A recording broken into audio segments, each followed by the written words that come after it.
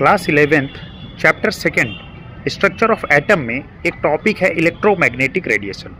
अब electromagnetic radiation को अगर हम सिंपली समझें तो जब हम एक इलेक्ट्रिक फील्ड और मैग्नेटिक फील्ड को एक साथ अप्लाई करते हैं तो ये दोनों एक दूसरे के परपेंडिकुलर होके एक रेडिएशन इमिट करते हैं जिसे कहते हैं इलेक्ट्रोमैग्नेटिक रेडिएशन।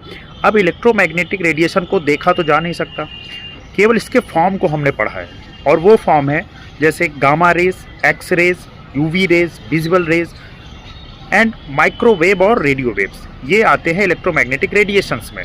मैक्स प्लांक ने इलेक्ट्रोमैग्नेटिक रेडिएशन के बारे में हमें ये बताया कि इसकी एनर्जी क्या होती है, हम इसे कैसे कैलकुलेट कर सकते हैं। हम इलेक्ट्रोमैग्नेटिक रेडिएशन को लाइट के टर्म में पढ़ते हैं। अब लाइट के पास मास तो है नहीं और ना ही इलेक्ट्रोमैग्नेटिक रेडिएशन के पास मास है, तो इन दोनों को ही समझ पाना इम्पॉसिबल है क्योंकि इनको देखा नहीं जा सकता और ना ही इनका मास होता है, केवल हम इसकी एनर्जी को कैलकुलेट करते हैं।